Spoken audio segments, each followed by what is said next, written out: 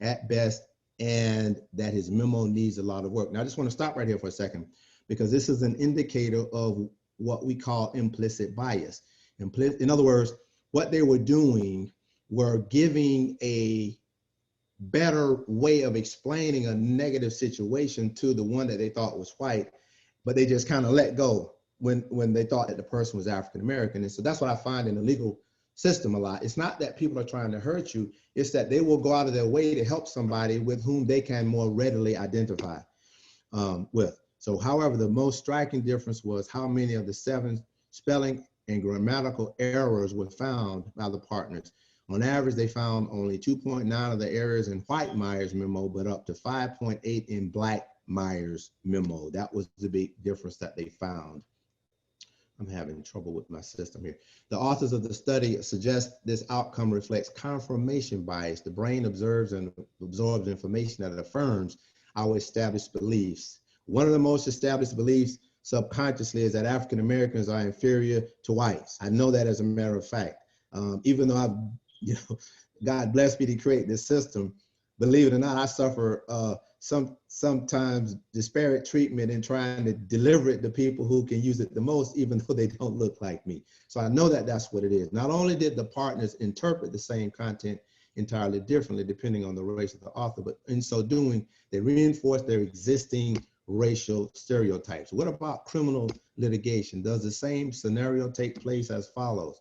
How police make arrests, how prosecutors make filing decisions, how public and private attorneys handle cases, how judges sentence the accused, both in accepting plea bargains and after contested sentencing hearings. Now, again, I'm not talking about outright racist behavior. I'm talking about subliminal, subconscious benefits being subconsciously given to someone with whom you can more readily identify with versus just giving the book to people who you can't. A major investigation from a Florida newspaper has analyzed data and found blacks get longer sentences than whites in Florida. Even when the facts of the case are the same, and sometimes the sentences are twice as long. That's what the Sarasota Herald Tribune found. The local attorney talked to On Your Side's Clark Foraker after he says he's seen it from the courtroom too. He joins us in the studio with details. Clark. Yeah, Anthony, that lawyer I talked to says it's not the system that's the problem, but the people running it. The Herald Tribune says with this story, they've created a first-of-its-kind database that shows a trend many don't know about. Even the judges, prosecutors, and lawyers who are handling a guilty person's sentence. Most disparate treatment in the criminal justice system doesn't happen like people think.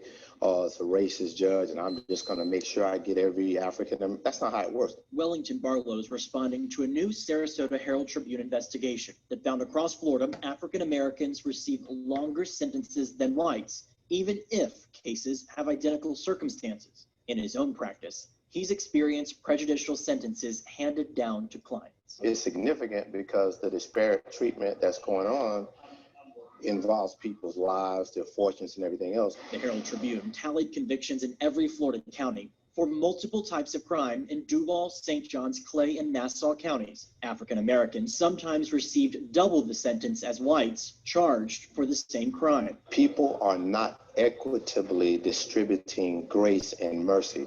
When they see somebody who they can identify with, this could be my son, this could be my nephew, this could be my grandmother, my grandfather, this could be somebody that I relate to, I'm going to give them a little break. But when they see somebody that's different, they say, okay, I'm just going to give you the book. The book is Florida's sentencing point system, literally a score given to someone to prevent prejudice in sentencing. The Herald Tribune points to 2 Nassau County cases. Timothy Blount and Zachary Jameson were both arrested for selling cocaine and scored a 28. A judge sent Blount to drug rehab and 3 years probation. That same judge sent Jameson to state prison for 13 months. What they've done is proven by facts and evidence, okay, what society has been saying, especially African Americans all the time. But the question becomes, what do you do with that? The paper points out because this database did not exist before, many judges and prosecutors didn't actually know the sentencing trends of the cases they were involved in. That Nassau County judge who sentenced both those defendants did speak to the paper. Judge Robert Foster said, quote, "I don't care if a defendant is black or white, male or female. I'm unaware if that enters my mind in any of my decisions." On your side, I'm Clark Foraker, First Coast News.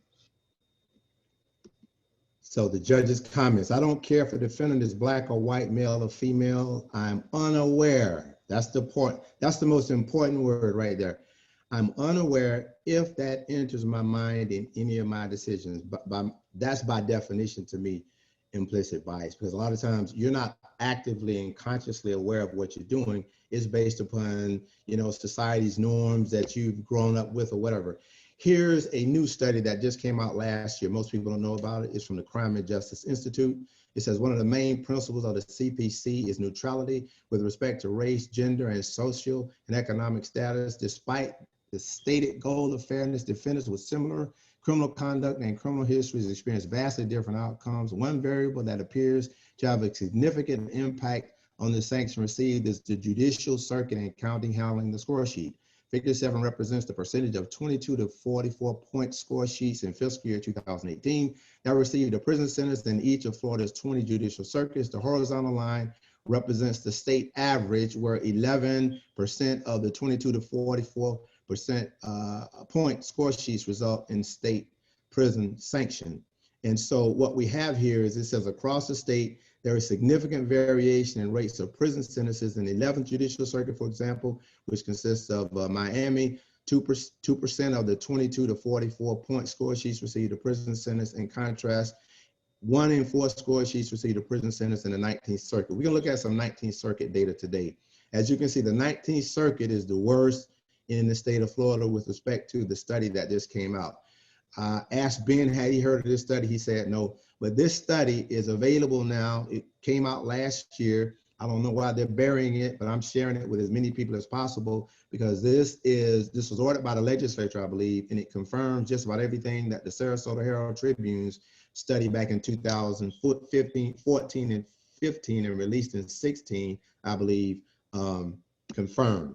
So the issue, like I said, the question is, what do you do with that data? We've studied racial disparity to death. The question becomes, what do you do? So what do you do with the statistical findings of disparate treatment of similarly situated people in the criminal justice system?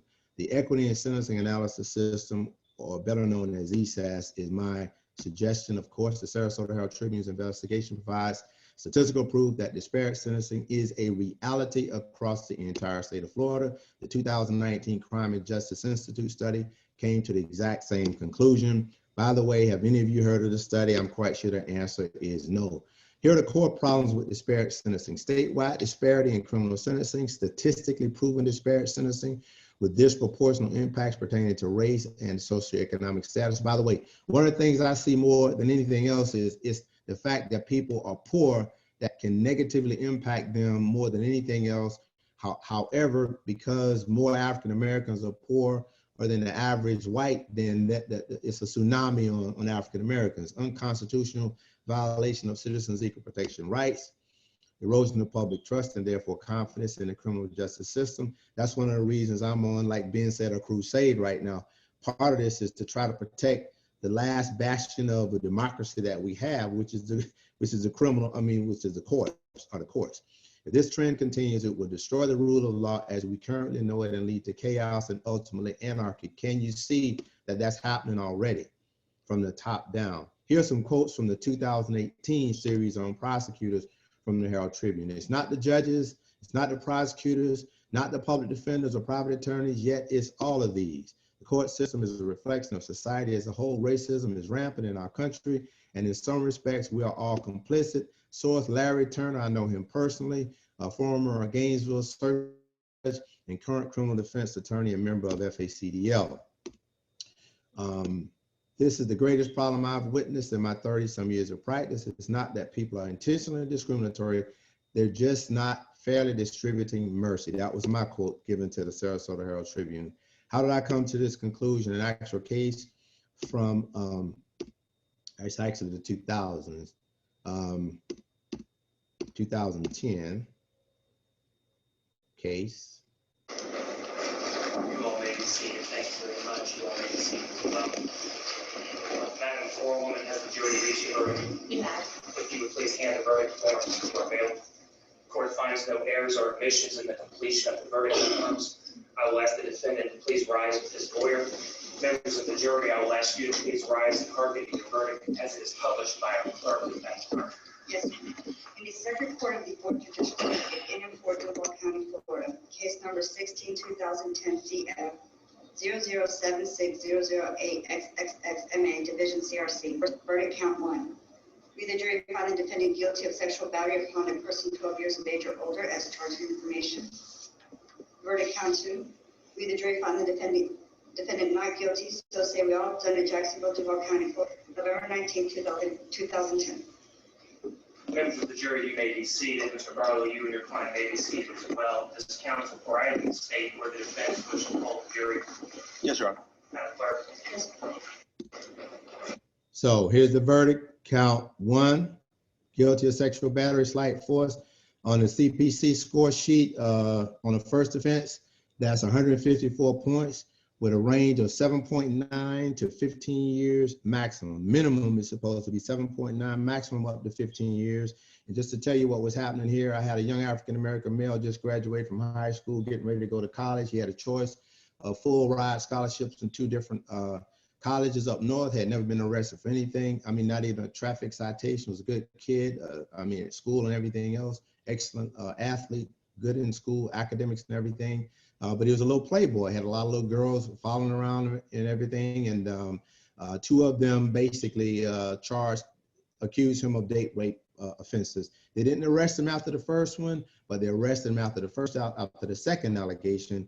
And here are the verdicts on that case. Now, before this case, I tried another case and I demanded a speedy trial. They got so angry with me for demanding a speedy trial that they enhanced that case from sexual battery with slight force to sexual battery with great force, which made it easier to win. However, he was now facing life instead of 15 years, but they also added a battery by strangulation. So now he goes from 15 years on that case to life plus 5 years on that case. Jury finds him, an African-American male, not guilty. Of jury of 5 women and 1 man, 4 white women, 1 black woman, and 1 white man found a black boy not guilty of raping a white girl. They got so angry with me about that 7 days later on this case, they added a burglary count to him. They're trying to get life out of him. So now he's gone from 30 years on 2 counts to 2 life sentences plus 20 years on these cases. But the second case, he went from 15 years to life plus 15 years. I told the judge at the sentencing he had never been arrested before. Even if he did what the lady claimed he did, there was testimony that they almost had sex on another occasion. She was telling witnesses she wanted to have sex with him. He was the sex partner of her roommate. She gave him the key one night to go and wait on her. The roommate was home drunk. They had sex, got a quick one in before the roommate got there. She felt guilty about it and claimed that he raped her. And so the police came out, the burglary unit came out, said, look, there's no burglary here. He just got arrested for the alleged rape charge. But after that, after those sweeping not guilty verdicts, embarrassed the state attorney, then they came back with a burglary charge right before we were getting ready to go to trial. And what they were trying to do was back me up. But I went full steam ahead on that case, didn't do a motion for continuance or anything like that. And the jury found him not guilty of the life offense. So here's my client's information.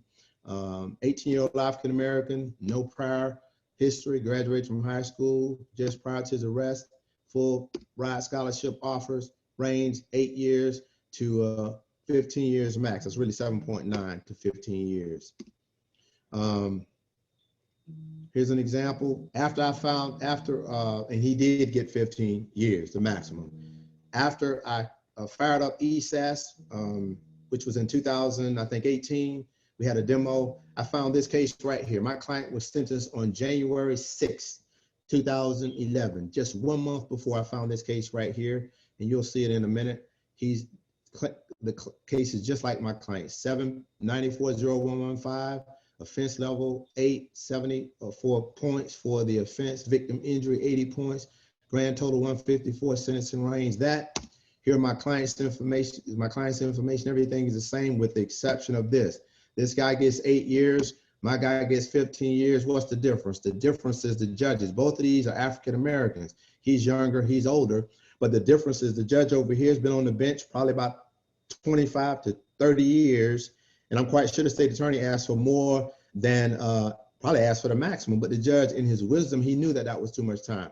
My judge had only been, and I'm not fighting judges, I'm just telling the truth. My judge had only been on the bench 18 months. Prior to that, he had no prior criminal litigation experience whatsoever. So he gets on the bench by election. 18 months later, he has his case right here. And as you know, most judges who don't know what they're doing defer to the prosecution. So he deferred to the prosecution, even though I was telling him, look, Judge, I've been practicing law almost 30 years or whatever, almost 30 years. I know that this is too much time, even if he did what they claim he did. This was a date rape case. He didn't listen to me, gave my client the maximum. So what's the remedy? How do we remedy this? What can and should be done to eliminate such inequitable and unconstitutional treatment of the criminally accused? Now we get into ESAS.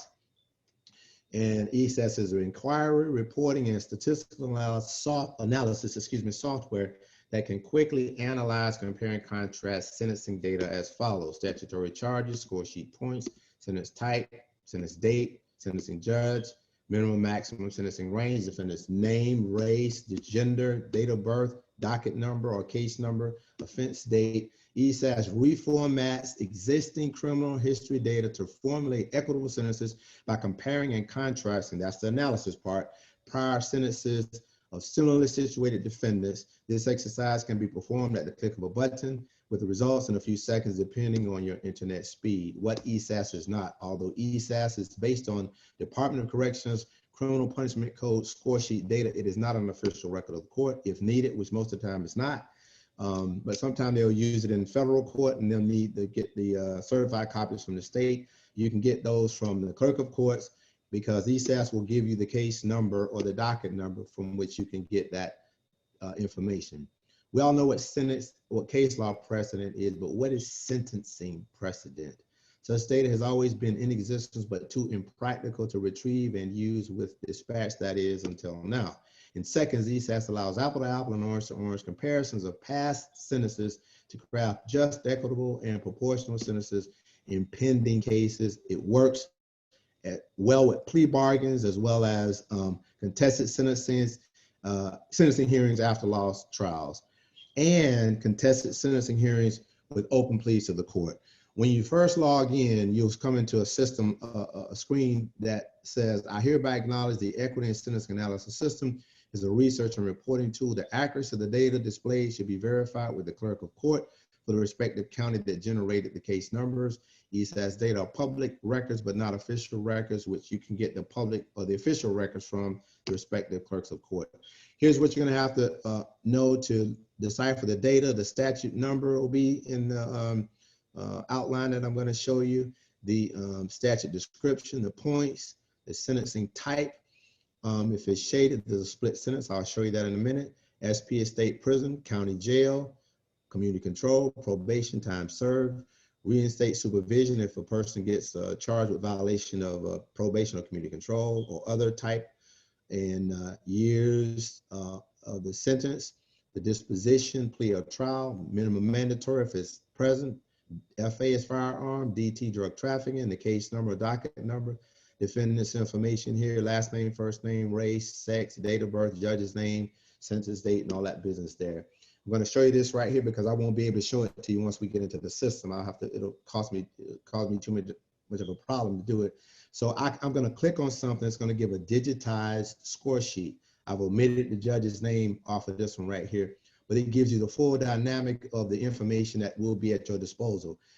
Once you click, so it has the defendant's name, the race, the statute description, the range of sentence, the actual sentence. This person got 10 years of probation for sexual battery with slight force, primary offense points, victim injury points, prior record he had. The total loads up down at the bottom. He had 155.8 points, and that's the dynamics of it. So if you click that button right there, victim injury, it'll take you to the next screen. Hopefully, if I can get there. Go back. Victim injury, 80 points in this particular case, because if it's sexual penetration, it's 80 points. If it's sexual contact, it's 40 points. Now, what I find is sometimes when the state attorney, let's say they want to give somebody like a police officer, which I've seen, a break, what they'll do even though the person has raped someone and there was in fact sexual penetration, they won't score it at 80 points. They'll score it at 40 points. I'm getting ready to, explain that in a presentation next week. That's how they can manipulate the score sheet to give somebody a better deal than they give the regular person off the street. And so I'm gonna back up again. If there is a mitigated departure, for instance, down here it says mitigated departure, yes. The mitigated departure was by a plea, and this sheet right here will show you the reason for the mitigated departure. So now I'm going to get into hopefully a ESAS demonstration. I'm going to look at the 4th Circuit, the 15th Circuit, the 17th Circuit, the 19th Circuit, and if we have time, I'll look at all 20 circuits. So I'm going to try to log in right here. Hopefully I'm still online.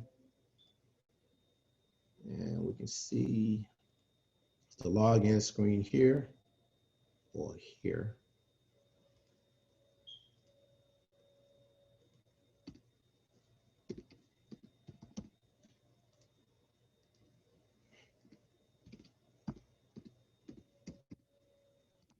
My system will look different than, let's say you get the system and you only have it for your particular circuit. It'll have only your circuits, counties, and everything. I have access to everything. So here is the dynamic of it. You put the statute numbers here, which I'll show you in a minute. The points range is here. The offense level, we have access. You can search by offense level if you want. I just let that default to all. The offense date range, October 1st, 1998, is the start of the CPC. So this system has 2.2 million records from the Florida Department of Corrections, which we get once a year on a fiscal basis. They just released the data from July 1st, 2019 to June 30th, 2020. So we'll have that uploaded within the next month or so to the sentencing date range is the same here. If I click this right here, I can search every circuit, or if I click this right here, I can search all 67 counties at once. So I'm going to do a 794-011. I'm going to leave the 5 off right now. I'm going to do 154 and 154. Excuse me, is everybody seeing his screen go? Because mine is stuck on the initial ESAS demonstration, so I'm not seeing any of that other stuff that you're doing. Thank you for letting me know that I have to share another screen apparently. Let me find it here. Okay. Let me know if your screen changed to equity and sentencing analysis system. Yes, it just did. Thank you.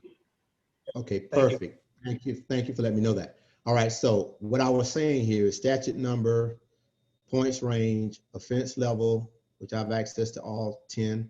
October 1st, the start of the CPC. I can search all 20 circuits if I want to, or all 67 counties on my system. If you, for instance, if someone just wanted Key West, yours would only have Key West here and that county or those counties here. Or somebody wanted, let's say, Fort Pierce, which is the 19th Circuit, it would only have those particular counties in it, Martin, like that. But mine, I have access to everything. So what I'm going to do is do a 794-011 for Duval County only, because I want to show you what, and I'm going to compare it to the other counties and circuits later. So 794-011, 5 at 011 at 154. I'm putting that there. Now, when I put the same number in both boxes, it's going to limit the data. So it's only going to show apple and apple and orange to orange comparison. So it's going to be less cases. If I put 999, let's do that right quick, 9999 in this box, it'll pull up every case in Duval County from October 1st, 1998 to June 30th, 2019 under 794-011. That's 430 cases that just came up. And so that's everything that has happened with this within this points range from a minimum of 154, which is a first offense, on up to everything else. So you can, as you can see, in Duval County, it's a minimum of 154 on up to a maximum number of points of 870 points. So this person got life for 870 points. Going back to the beginning, the lowest sentence was, let me sort these. So somebody got probation for 295.1 points. These are all mitigated departure sentences because the sentence in this box is lower than this one. But I want to go back and do an apple and an apple and an orange to orange. So I'm going to come back over here and put 154 in this box, hit that search again, make sure it's in Duval only. And it's going to show me a lot less cases. I got 430 that time. Now it's down to 23 cases. These are apple and apple and orange to orange, but I only want 794.0115. So I have to eliminate anything that's not it. So I only have one there. So that figure is going to change again. So it went from 23 cases at the top right here down to your bottom right, 17 cases.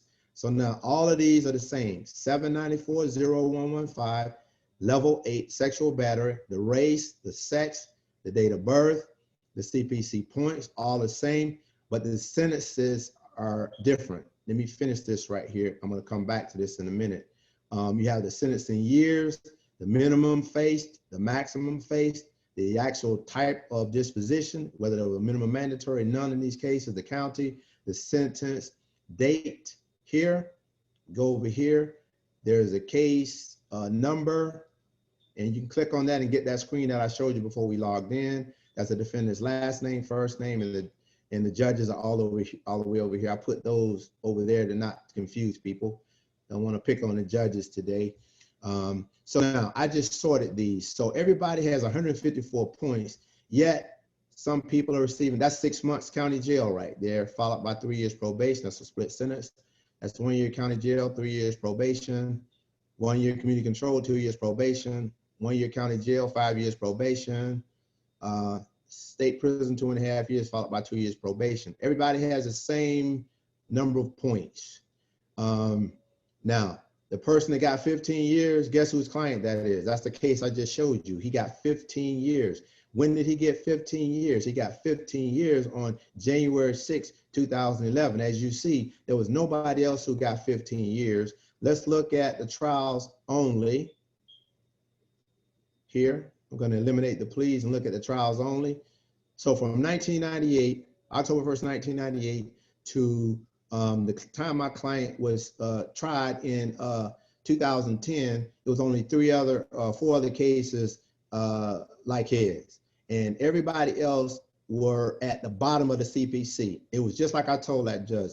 So when I ran ESAS for the first time, I found these cases right here for trials and showed that my client was excessively sentenced. Let's look at the plea bargains only, and then we're going to go to Palm Beach. Remove the trials, look at the pleas only. And so as we see on plea bargains, somebody pled for 10 years, but all of these plea bargains are right here. People are getting these sentences right here on plea bargains. So what most attorneys will say, well, now that proves that there is a trial penalty. Well, that's what everybody knows. It's just a matter of proving it with the statistics. So now I'm going to clear out this search right here and reset everything, clear it out.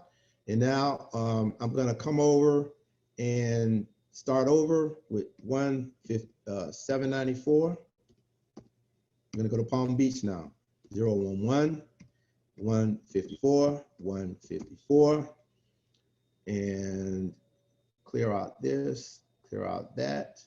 Go down to Circuit 15, West Palm, hit search, and we're going to see how West Palm looks in this same area.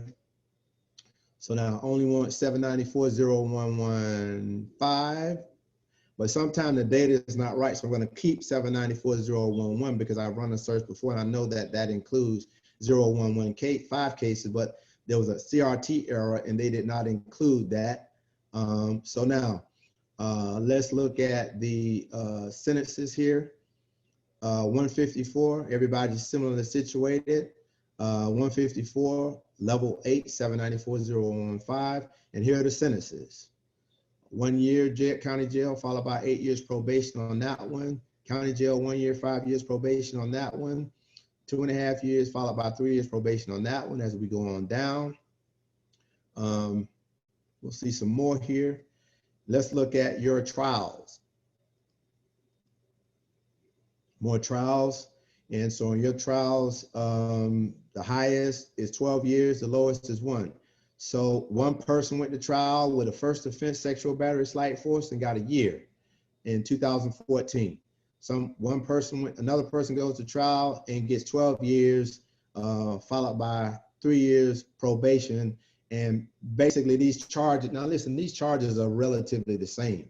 I mean, because these are first offenses. Yeah, I mean, it doesn't matter whether, which cavity, body cavity was violated. Doesn't matter whether it was the mouth, doesn't matter whether it was the anus, doesn't matter whether it was the vaginal area. Hate to get that graphic with you, but it's 80 points per violation. That's the reason for the CPC, is to objectify injury so that we do not get so emotionally attached to a case that we treat people differently because one particular case happened a little bit differently than the other one. For all intents and purposes, substantively, there is no difference between these cases. Yes, each factual pattern is different. Yeah, he let me in. My case was one of the first case was allegation was I let him, I consented to have sex with him, but then I changed my mind after we started and he didn't stop. So the state had to prove beyond a reasonable doubt that she withdrew consent. Well, they couldn't do that. And so some of these are date rape cases. These are not cases whereby somebody just, jumped on somebody and raped them a lot of times. Some of these are date rape type cases.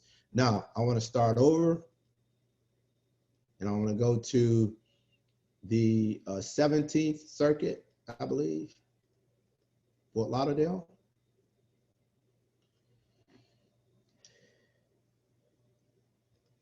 No, oh, yep. Fort Lauderdale, I'm gonna make sure I only have Fort Lauderdale. Let me make sure. Yes. Okay, so I'm gonna come over here and only get 0115 cases there. So in Fort Lauderdale, we have this outlook here, less cases, only 3 trials and pleas. So this case right here, county jail 1 year, community control or home detention 1 year, followed by 4 years probation. Community control 2 years, probation 10 years on that one. State prison 5 years. After having served 2 years, a little over 2 years, got time served in the county jail. One other feature I'm going to show you. I can click this button right here and it'll show you the details of the points. So now these are first offenses. So the primary offense, 0.74, victim injury, 0.80, no additional offenses, no prior record, no legal violation, no VOP, CC or VOP. And so we can get all that dynamics. If you want to know what the other points were, if you're dealing with a search that is a little bit more complex, I'm going to take that out again. And I'm going to look at the trials only and see what they are. Here are the sentences for the trials.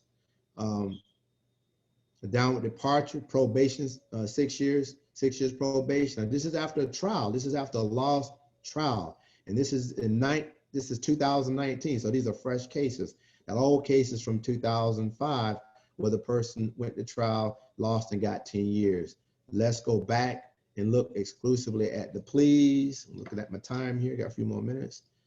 And just look at the pleas only. And we'll see that a person here pled out to 15 years. I'm quite sure it was a lot more cases that they had. They might have had a lot more counts and it got dropped down. But I guarantee you there was something wrong with this case right here. But this is one of the ones that you can take the case number and go and do some additional research. But a county jail here, community control, 4 years probation, community control, 2 years, followed by 10 years probation on this one, state prison 5 years, as we said before. So now let's go over to St. Lucie County, and that's Fort Pierce, which is the 19th Circuit. This is the one that has a reputation for being the worst in the entire state. So we'll look at that. But I've also done some statistical analysis on these, so you'll be able to see what they came out to be. 794,011 and 5. And okay, and sort these out. So here's what we're looking at with that state prison 1.5, community control 1, probation 3, No trials. I guess we're not surprised that everybody played out, but somebody played out here to 15 years. And as you can see, these sentences are a little bit more than we were seeing before. Let me try to get back to hopefully my PowerPoint, and I'll probably have to share, do another share.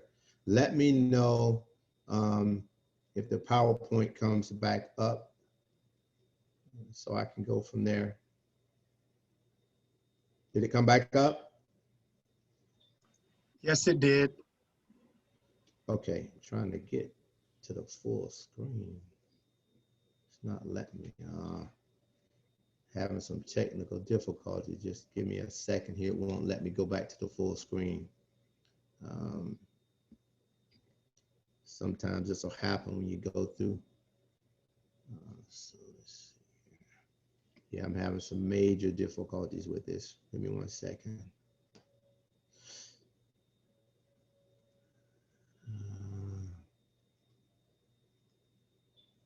Did that just change? Yes, it's back to the slide we were on last. Okay, perfect. So here's I did some statistical analyses on these. We don't have time to do a statewide search. Here's what I came up with. In Duval County, 20 plea bargains, that's the minimum sentence right there, the maximum, the average. 4 trials, that's the minimum, that's the maximum, that's the average. For Palm Beach, it was 21 plea bargains, that's the minimum, that's the maximum, on across the board like that. 6 trials, that's the minimum, the maximum, the average, and the median.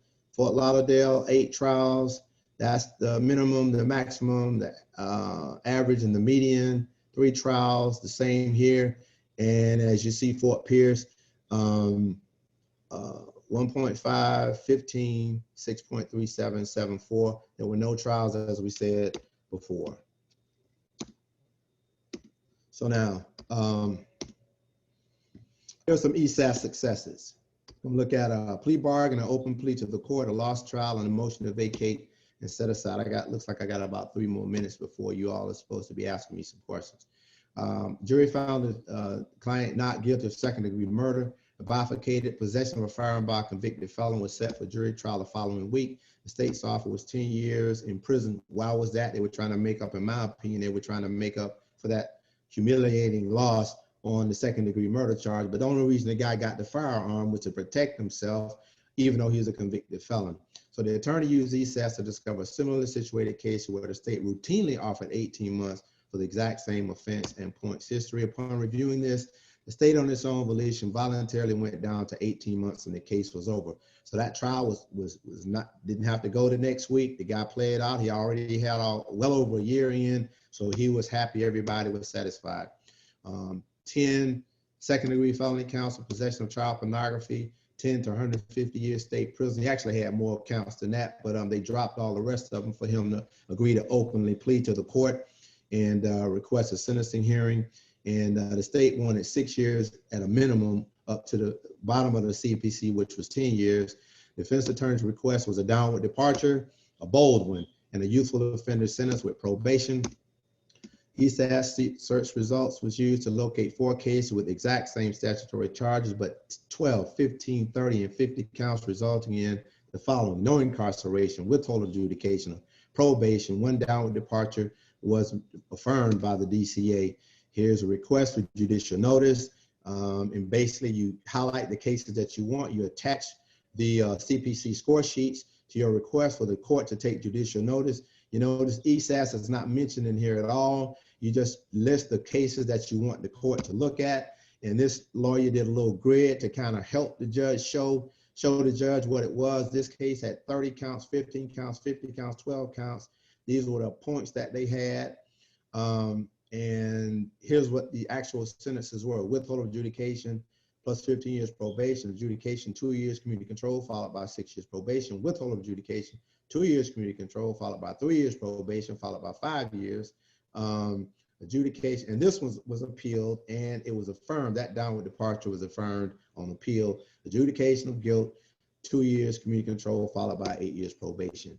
I want you to hear this because this is very, very important. I did file yesterday a motion for judicial notice of some other court files and sentencings. It's not to show this court that you're obligated to do something. I'll just summarize, and I did just very briefly in a little table on this third page of my filing. Your Honor, regarding that judicial notice, I had time to review some of the cases. Some of the cases deal with an individual who is 57 years old. Another one deals with an individual who is 33 years old. One was 56. So the state's position is that those cases are not indicative of anything, and the court should not take judicial notice of these cases, because there isn't other cases where a defendant got sentenced to life on child pornography. If I may finish, Those should not be viewed by all right, the court. you can make your argument. Go ahead. Each of these individuals, and Ms. Osei actually started to summarize in a way that I see it in a different way. Each of these individuals who were granted downward departures didn't even have the benefit of asking for the court for a youthful offender. This is another opportunity and a reason for Your Honor to grant discretion. But I can tell the court that all four of these individuals, and I'll read the case names and case numbers into the record: Sean Beast, 2016, CF 29727, Kevin Matthews, 2013, CF 63147, Jeffrey Monk, 2010, CF 39212, and Robert Reagan, 2014, CF 37982. All were charged with more counts of child pornography, and I'll just say them in succession: 30 counts, 15 counts, 50 counts, and 12 counts. All but one scored more than Mr. Lucio. All of them were devoid of criminal history except for one individual who had one petty theft. The three ladders, Matthews, Monks, and Reagan, were all open pleas to the court seeking downward departure grounds. Downward departure grounds absent a youthful offender. Each of these individuals, whether they were adjudicated or received a withhold of adjudication, were placed on supervision. First one, 15 years probation. Second one, 2 years of CC followed by 6 years of probation. The third individual, Monk, a withhold, a 2-year CC followed by 3, followed by 5. And Mr. He got an adjudication and 2 years of CC followed by 8 years of probation. In fact, on Jeffrey Monk, in my review of the court file and what I've included in my pleadings, is that the state attorney on Mr. Monk's case, on the 2010 39212, the state appealed the granting of that downward departure because they believed that a sufficient basis was not presented. The 5th District Court of Appeals affirmed that and stated that the downward departure stands, that sufficient grounds were laid. Now, obviously, even with the most close of circumstances, and my attempt to compare apples to apples is still, I know, and I will assert to this court, is still a situation where we have different individuals in different circumstances. But I can assert to the court that we've provided this court with 3 different options for downward departure, and the other ones that did seek a downward departure were for the specialized treatment aspect, similar in that regard, but they did not have the other 2 reasons for a court to depart, meaning his youth or a being under 21. I can tell the court that in Sean Vest, the first offering, the individual with 30 counts, that was negotiated with the state for a withhold of adjudication of 15 years of probation. So it's not without precedent. And again, this is not to suggest the court and tell the court what you should do, but it shows the court, and I hope it shows the court, that you have the ability to do so.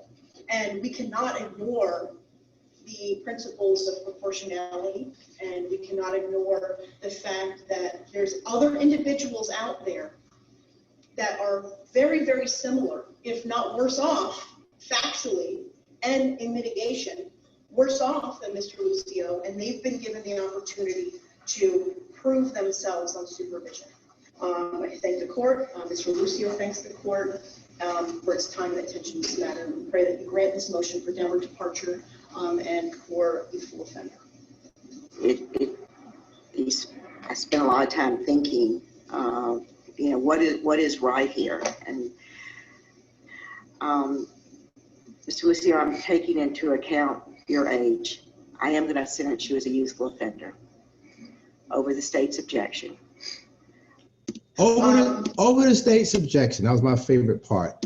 Over the state's objection. After reviewing ESAS generated sentence. So what you want is a judge to slow down and process case by case, and that's exactly what happened. I have a few more slides, but you can see the rest of the results on Technologies for Justice, technologiesforjustice.com. I want to show you a couple other things and we'll be done. Wait 1 second. I lost my share here. Well, I'm ready for some questions. If you have Mr. any. Barlow, before we get into questions and answers, I wanted to recognize some judges we had with us today. And I do realize it is 1 o'clock and I know we have some questions. I know people want to pick your brain, but I wanted to recognize some judges we have in the room, which we have Judge Deborah Moses Stevens with us today. Thank you for joining us. We have retired Judge Ilana Holmes from Fort Lauderdale. Thank you for joining us. And we also had, I think, Judge Bradley Harper, who had to leave. In addition, we do have the president of Virgil Hawkins here, who is Kevin Allen Nash. So thank you for these individuals for joining us this afternoon. Mr. Barlow, I want to share the CLE credit information, and then we will sit here as long as we need to, if it's okay with you, right? To answer any questions. Yeah, I'm good. Okay, so I'm going to share my screen at this time and share the CLE information, and after that, we're just going to do questions and answers until we run out of questions and answers. So give me a moment before I can share my screen.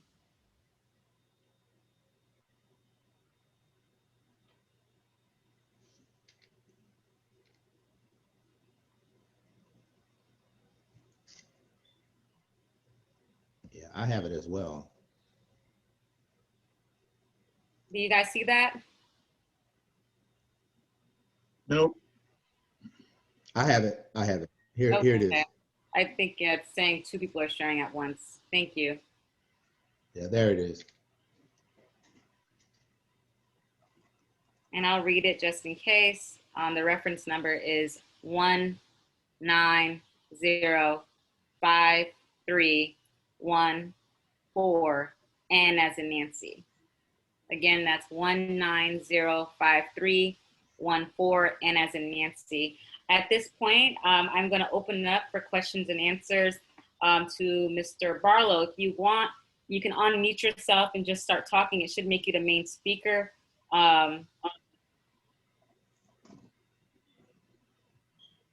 Just make sure you introduce yourself prior to speaking if you have a question.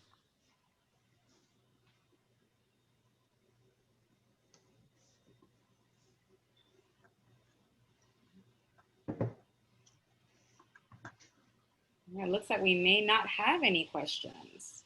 Oh, I have some questions. Go ahead, Mr. Barlow. Yeah, well, first of all, thank you again for giving me this blessed opportunity to share this information. And I sent you a evaluation.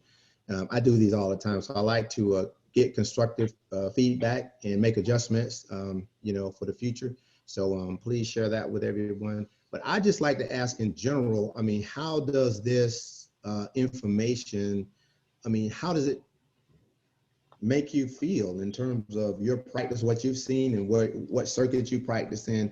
I mean, is this something that you think can be used?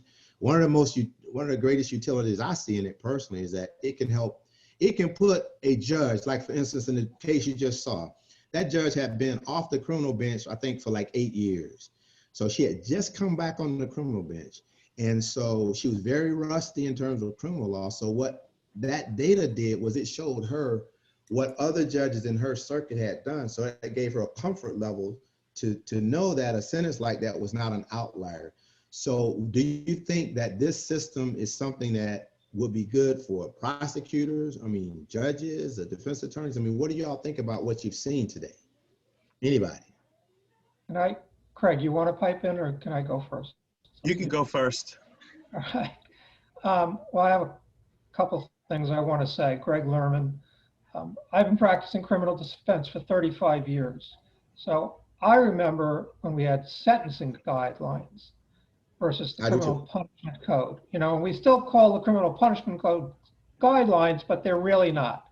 You know, do you think that if somehow we could convince the legislature to go back to sentencing guidelines where there's a bottom and a top, it wasn't a perfect system, but at least it met the goal that North Florida versus South Florida or Martin County versus Palm Beach County, which is like, considering we're next to each other, are such extremes in how things are dealt with. If that type of system was reintroduced, that would help at least minimize some of these disparities. And to answer your question to us, before you answer my question, at least with Martin County, the 19th Circuit, I get the impression it doesn't make a difference. The judges don't care. They ignore any suggestion that they're racist. The prosecutors don't care. The institutional racism exists in the prosecutor's office, the judiciary, and quite honestly, the public defender's office. I think the public defenders up there and the criminal defense bar privately that practices up there on a daily basis just don't do anything to fight it.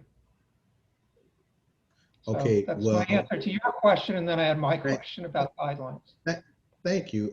Here's the deal on the last part. I'll go with that first.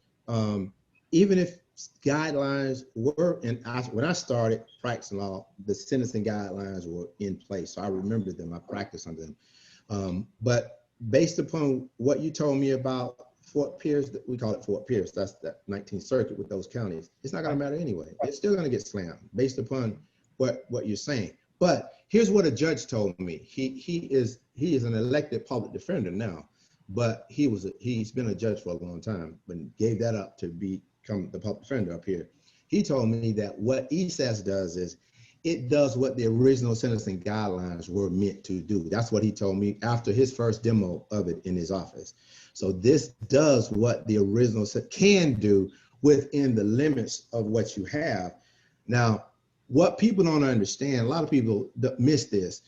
The mitigation statute is not all inclusive. A judge can depart for any reason. It's wide open.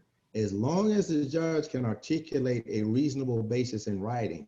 And in my view, a reasonable basis in writing is that there's data that shows that the average sentence that comes out of this county or this circuit is here, but the state attorney is asking me to give this. So I can put that in writing and say, I'm going to give what the average sentence or that range that actually comes out, irrespective of what the maximum is.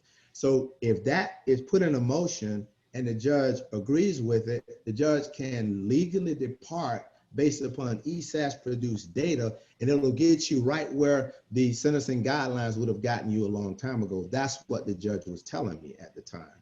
And so, yeah, it would help if they would adopt it, but somebody tries to suggest that, by the way, every year that gets suggested, but it gets blown away because the politicians want to be tough on crime, so to speak.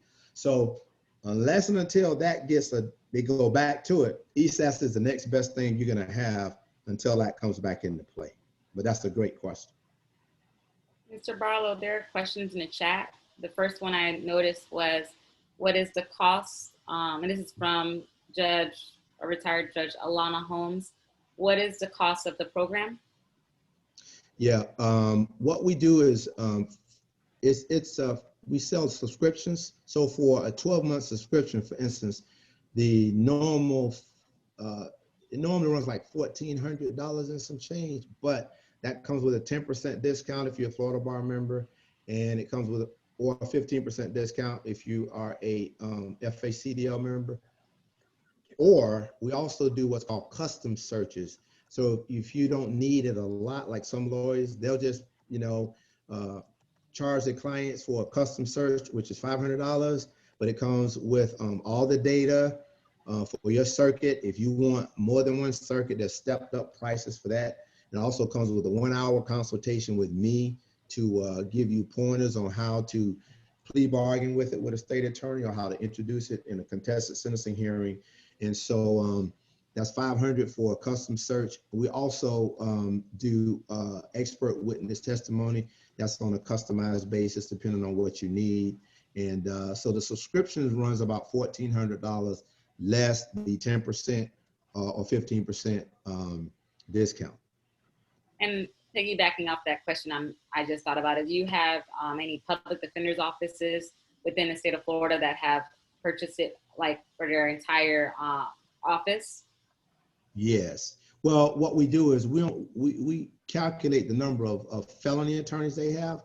And so there's a step discount price. The more attorneys you have, the greater the discount. So we have Miami, Fort Myers, Tampa, and Jacksonville right now. Yes. Another question in the chat is, I came a little bit late. How does the ESOS obtain its information? And they also said how great this presentation was. Thank you. We get it from the Florida Department of Corrections. Just for everybody's information, there's a chain of custody for this data. The clerk's office gets the score sheet from the state attorney. State judge signs it, it's filed. The clerk's office sends it to the Florida Department of Corrections with the commitment packet, and the Florida Department of Corrections releases it to us on a fiscal basis once a year. So the data runs July 1st through June 30th. And so every issue that you might have, that you might see, if you see some problem on ESAS, you can go right to your clerk's office and you'll see that exact same problem with the data, because it was made in the clerk's office, transferred to DOC, they transferred it to us, we transferred it to you. And so that's one of the things the judges like about it. That data can be confirmed by a judge just pulling it up in the clerk's office. So if there's a number off on your motion, there's going to be a number off in the information that the judge pulls up from the system, because it's consistent, because it came from the clerk's office. That's where we get it from. That's so there's elimination of human error, having anyone sit there and type all that in. So the next question I see is, what circuits have been exposed to ESOS, and how many times has it been used in a sentencing presentation? Many. You know, Miami has over 100 lawyers. That's the largest office in the state. So, I mean, it's been many a time. I mean, but it's so powerful that sometime in plea negotiations, when they see it, they'll just capitulate and say, okay, yeah, you're right. You know, let's do something better. Here's another aspect of it that nobody has asked about, but it's a real powerful tool. Sometimes you can get a real good offer that your client doesn't appreciate, doesn't understand how good it is, especially if they're listening to jailhouse lawyers, if you understand what I'm talking about. You can show them what the average sentence has been for their type of case and see that your offer is better than it. It helps you to solve that case, because once the client sees the data and knows the veracity of it, a lot of times they'll take a plea when they wouldn't take it before they saw the ESAS data. So it works on all fronts. And some judges love it. I'm doing an ends of court for a judge up here in Jacksonville next month. A lot of judges love it because it shows them what they're about to do before they do it. And they know, some of them who are wise, they know that it can save their careers, because the worst thing a judge can do is sentence somebody to 15 years in prison on this case, where the average sentence that they've given out is, you know, probation or 5 years or whatever. But sometimes you can listen to a prosecutor who you have really a lot of respect for, but they're leading you down a primrose path. But this system will show you what you're about to do before you do it. Now, I'm quite sure some judges, I don't care, I'm going to do what I want to do anyway. Fine. At least you know what you're going to do before you do it. But what it does is it eliminates the excuse of not knowing what you're doing before you do it. And Mr. Barlow, you did share several links with me prior to this presentation today. So in addition to the survey being emailed out to those that are here, you'll also get those links in that email.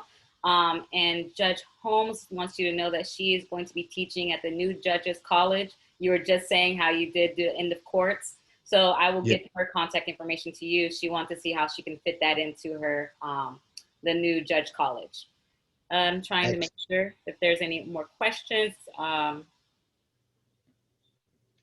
want to say something while you're looking that I need to mention, and this is good for the judges. And we have a clause in our software as a service agreement that prevents users from using this data for political purposes. You cannot use it to attack a prosecutor or a judge or, you know, a public defender or ROCC. You have to sign that agreement. When we will not sell it to anyone who will not sign that agreement. And the reason I put that in there is because this is not a political tool. This is meant for justice and to help people who really need it. But I get calls all the time, strange calls from people, and I know exactly what they're doing.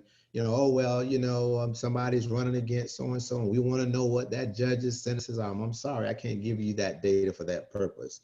So that's one of the things that I try to get out to let judges know. We're not coming after you. It's not about that. It's about showing you what you are about to do before you do it and give you an opportunity to do something that's reasonable versus unreasonable. I don't see any other questions. I didn't know if there was anyone else that had any questions. Last call. We have an expert sitting here. I have a question.